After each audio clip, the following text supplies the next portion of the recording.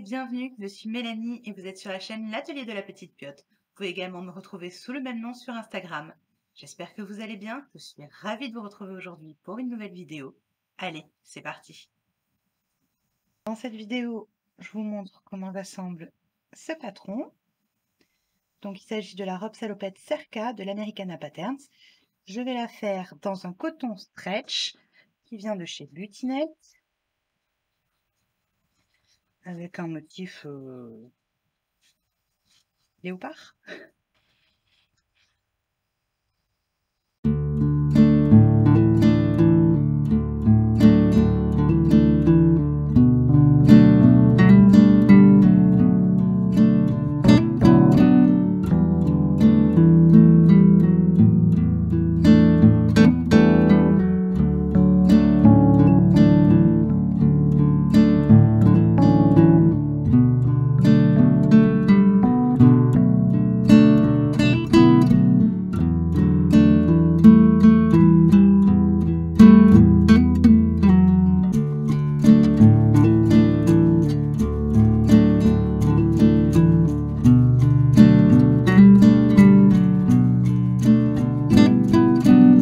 Donc on met en forme la poche poitrine avec l'aide du gabarit qu'on a fait. Pour ça, on passe un fil de fronce ou deux sur les arrondis de la pièce pour pouvoir froncer un peu et on met en place avec le gabarit pour donner la forme de la poche poitrine. On marque ça avec un fer et on passe à l'étape suivante. Donc à l'étape suivante, on vient positionner notre poche poitrine sur notre devant, là où on l'a marqué. Je ne sais pas si vous le voyez, mais c'est marqué moi. Donc je viens l'accrocher avec des épingles.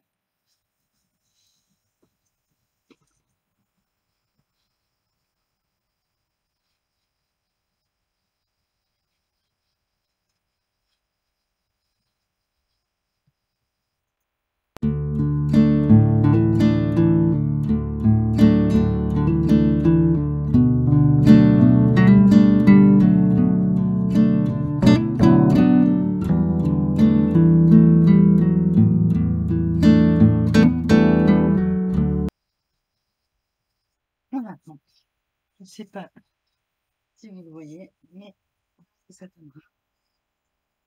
Donc maintenant, ce que je vais faire, c'est que je vais venir tout simplement coudre tout le tour pour la maintenir en place.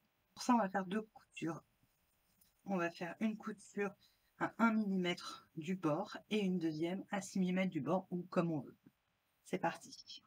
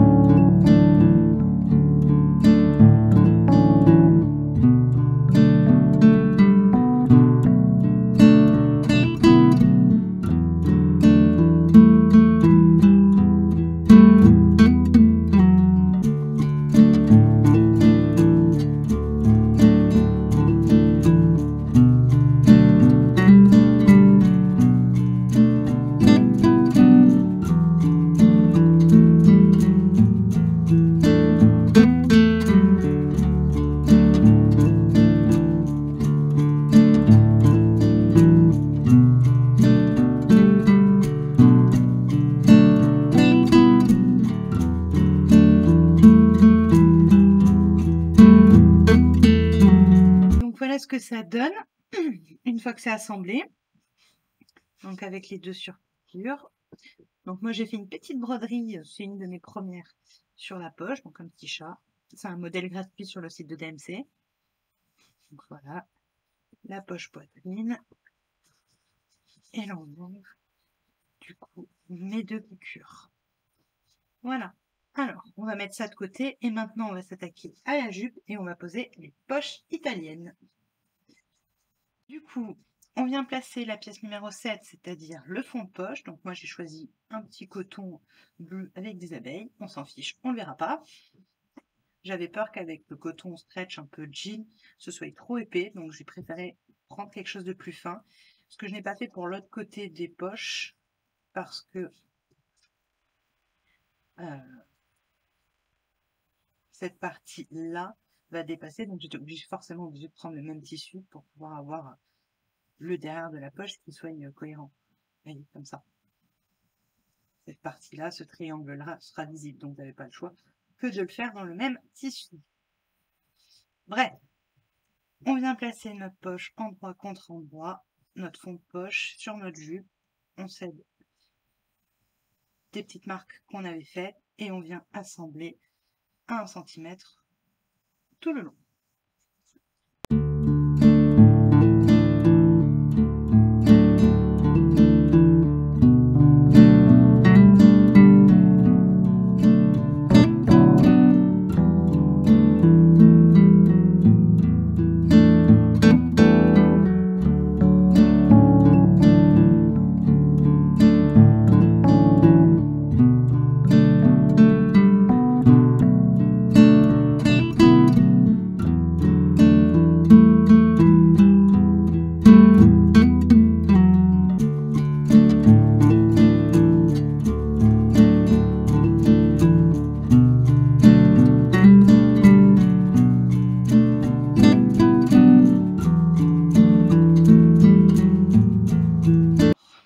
J'ai donc accroché mes poches, j'ai ouvert les coutures au fer et j'ai rabattu envers contre envers.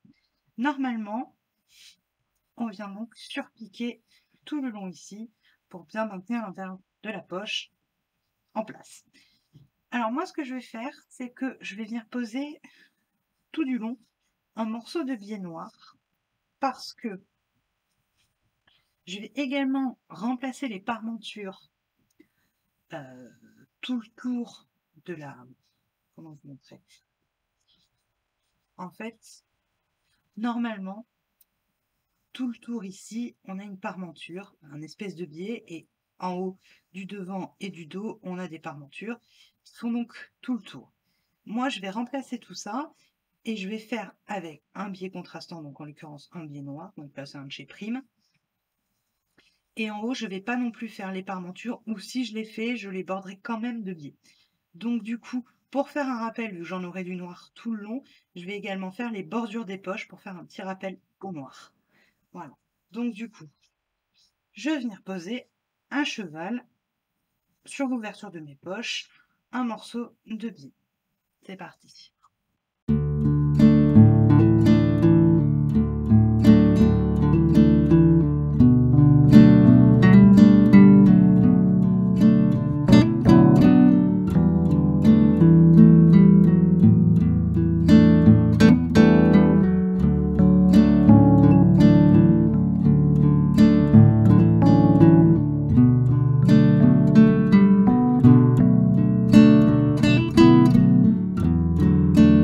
Ce que ça donne.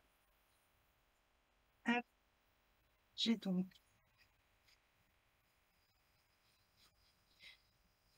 en place et lieu de la surpiqûre rajouter un morceau de biais noir. Et donc voilà, donc ça fera un petit rappel de noir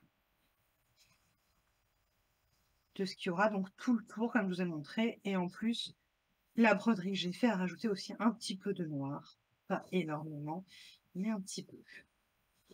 Donc ça coupera un peu tout ce motif. Donc on va rajouter le dernier morceau de poche, donc ce que je vous ai montré tout à l'heure, qui est donc dans le même tissu pour ma part. Alors du coup, je me suis mis sur l'envers avec du coup le fond de poche en droit vers moi et l'envers de la jupe vers moi également.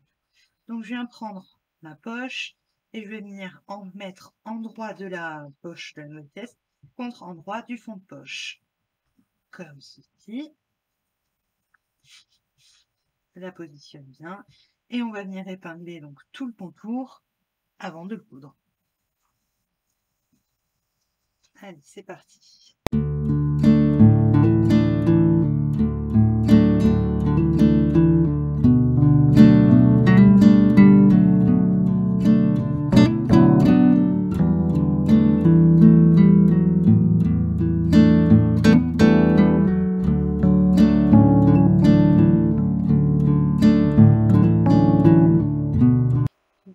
attention de ne pas coudre sur mon biais.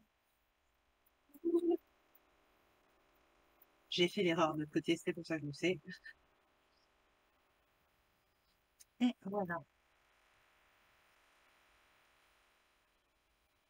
Donc j'ai ma poche qui est formée. Et donc maintenant, en retournant, on va bien la positionner. Hop, et on va venir faire une couture de maintien ici, sur le bas de la poche, pour qu'elle soit en place. Donc je vais également haut, ce qui me permet d'être au bon endroit. Je fais la même chose de l'autre côté. Je la mets bien en place.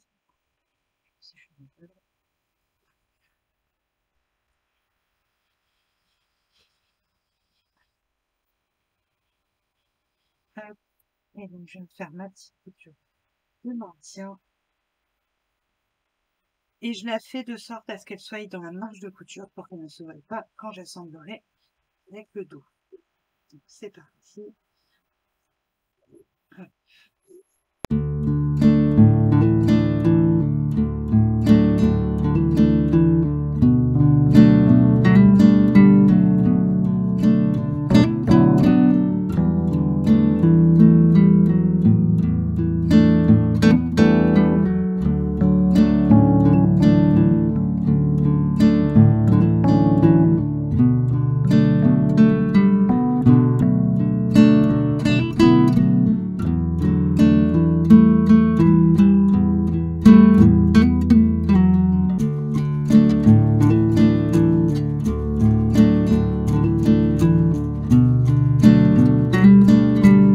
Voilà, prêt à assembler.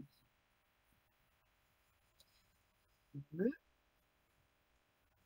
devant de la jupe, auquel on va mettre les poches et qui est terminé, à la partie haute, devant, pour en faire une seule pièce. C'est l'étape suivante. Ok, donc j'ai raccroché la pièce du haut et la pièce du bas. Je les ai surjetées. Donc je les ai surjetées.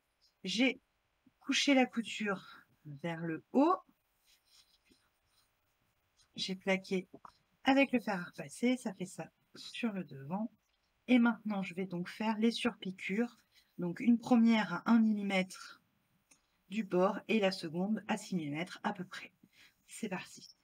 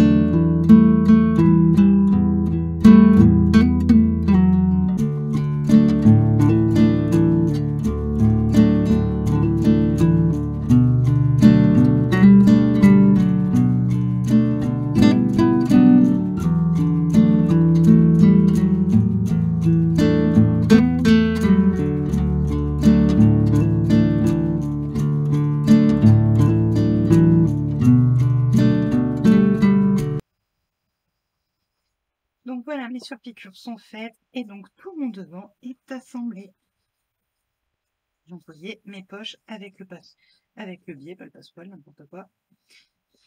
Et donc, on voit bien que le tissu extérieur, donc à l'intérieur, j'ai mon tissu bleu. Voilà. On a terminé pour l'instant le devant. On va pouvoir passer à l'étape suivante, qui est donc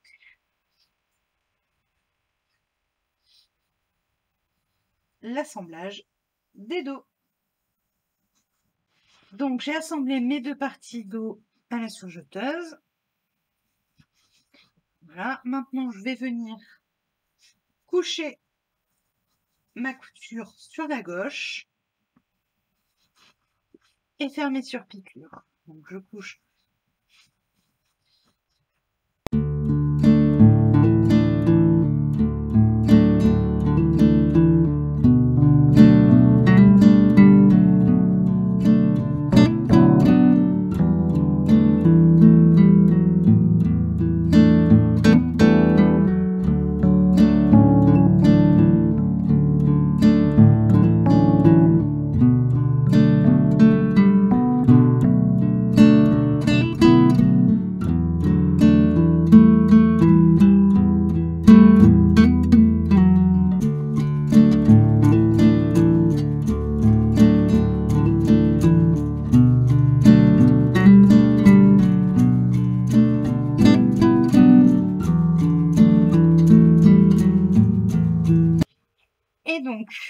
notre pièce d'eau est terminée. On a donc nos deux surpiqûres et à l'intérieur, notre couture est bien plaquée.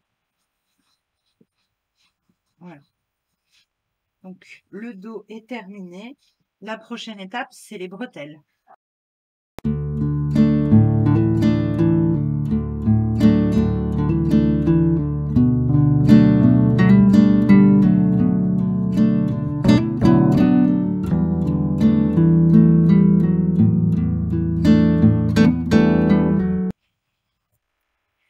Donc là, on a plié nos bretelles endroit contre endroit et on a cousu à 1 cm tout du long et sur un côté. Retourner les bretelles, donc moi j'ai pardon, j'ai donc dégarni les angles pour pouvoir le faire plus facilement. Et donc maintenant, il n'y a pas de secret, hein, il faut retourner cette toute petite bretelle sur l'autre sens. Donc, eh ben, on y va.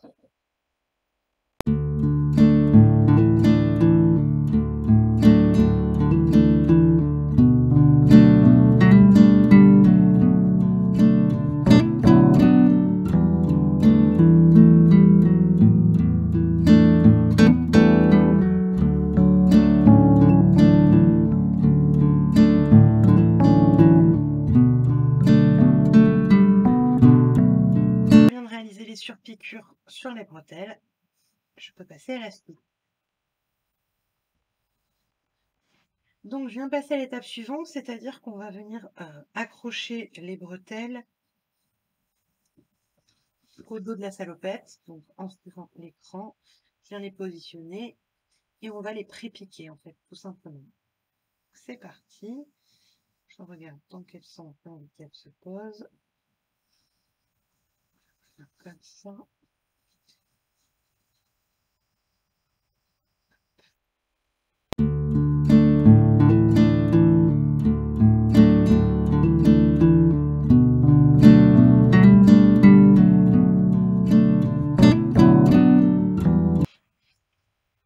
Et donc je viens les pré-piquer dans la marge de couture.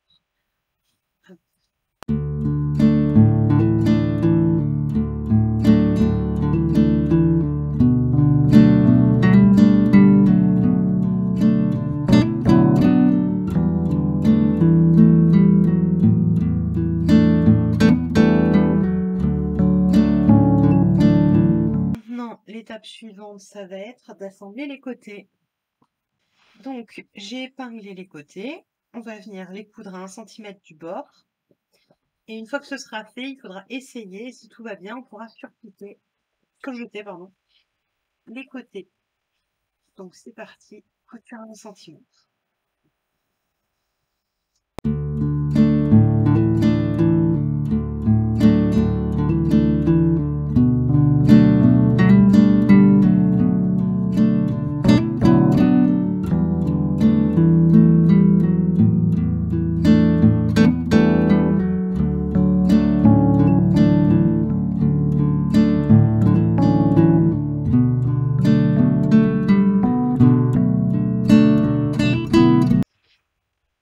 Donc, voilà, mes coutures sont donc faites des deux côtés.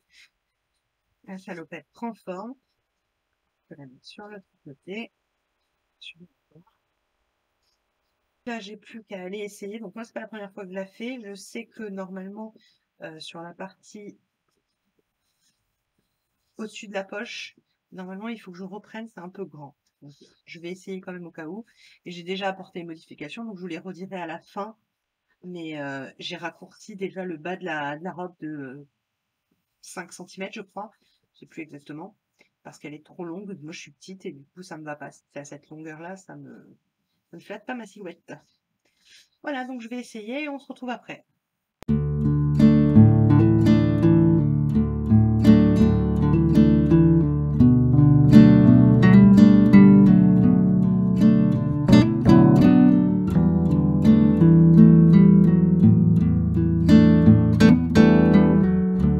Donc, j'ai surjeté après avoir essayé la robe. Et je viens de surpiquer vers le dos les coutures côté. Une et de deux. Maintenant, on continue. Et donc, on va venir poser le biais tout le tour. Alors, normalement, on le pose juste sur les... Comment ça s'appelle? Dessous le bras, on va dire. Mais moi, je vais faire également... Je vais remplacer les parmentures qui sont censées être sur le devant et sur le dos. Je vais les remplacer par le biais également.